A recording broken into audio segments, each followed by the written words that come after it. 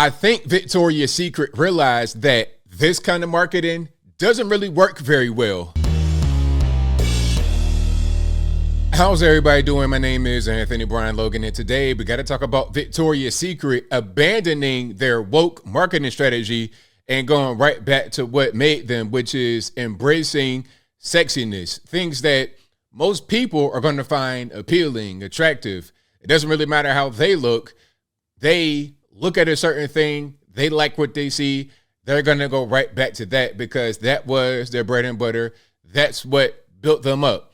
Now, this needs to be followed all over the country and all over the world. The woke marketing campaigns are not very effective.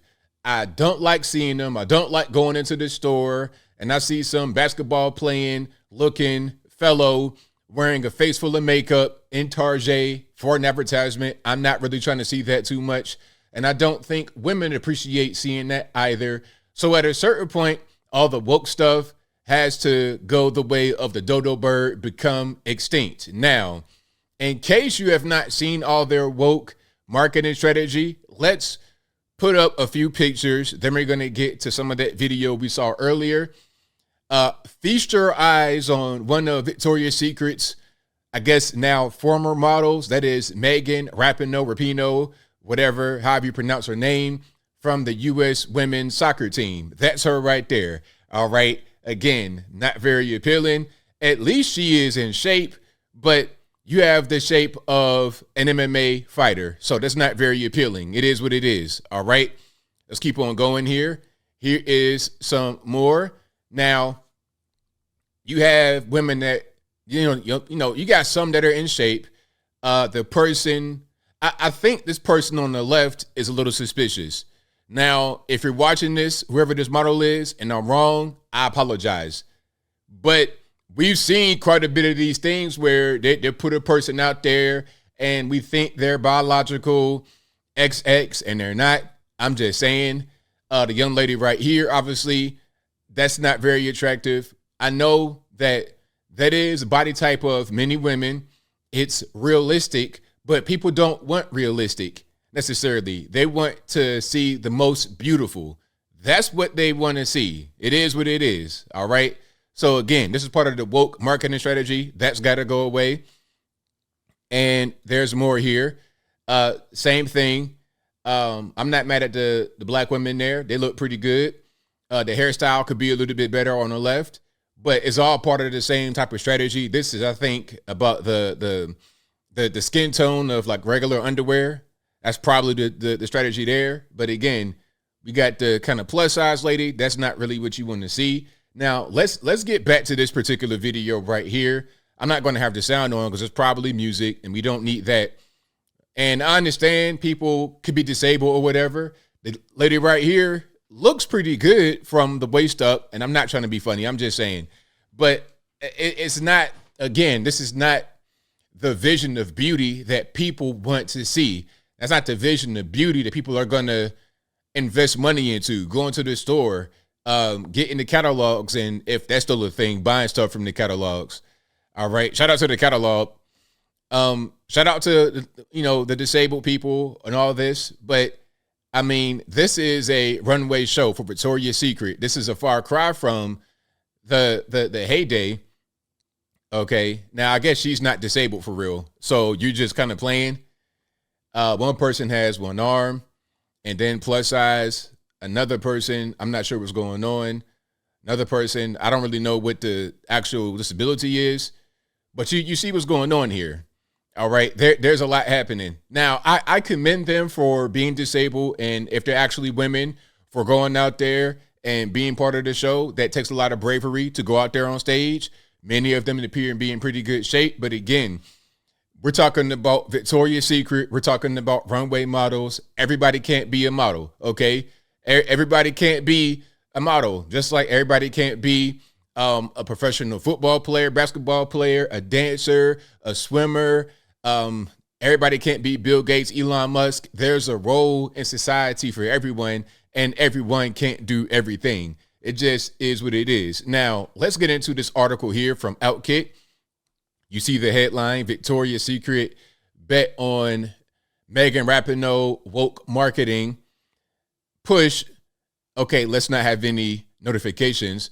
But Victoria's Secret ban on Megan Rapinoe woke marketing push miserably backfires. All right, and you see some more of that going on. You know, all of this happened, the plus size and everything else. We're going right back to this here. We're going back to the OG. We're going back to the 110-pound, 5'11" runway model. It is what it is. That's unhealthy, ABL. Hey, man, people love it. Okay, if they like it, I love it. It is what it is. Let's keep on rocking and rolling. And apparently, it was working for Victoria's Secret until they went this direction. That didn't work. So that's just what it is. You know, some are going to say that kind of image produces negative body image in women, having a really tall, thin model. Well, some can say that having the 500-pound TikTok model, that also produces negative body image. So regardless of what, people are going to have insecurities about themselves. It can't always be blamed on external things. At a certain point, you got to do some internal work.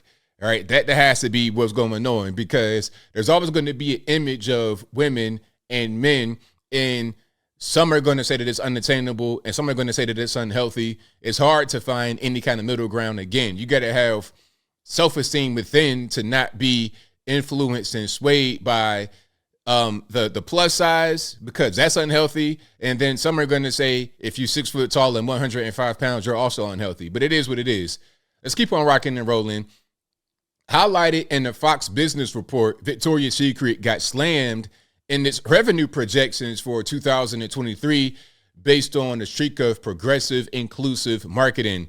From hosting Bazaar, which I just showed, Victoria's Secret runway shows, never thought you'd hear that, to highlighting biological men as female models. Again, the person I showed you earlier was kind of suspicious. Nowadays, you got to think, you got to be on the lookout. You guys know I live not too far from ATL, probably about an hour and some change away. And I done seen some stuff, okay? I done seen, you be out Midtown walking around and you see somebody and they're looking like Rihanna from 2007 Umbrella era, Pun the Replay era. But then you see these big Mario and Luigi, plumber, basketball player, trade welder hands, and this deep, crazy, grovelly voice, deeper than mine, and a slight 5 o'clock shadow, okay, you'd be totally off put. But I digress. So Victoria's Secret was having a problem with all that stuff, okay? They quickly lost touch with the clothing empire it built.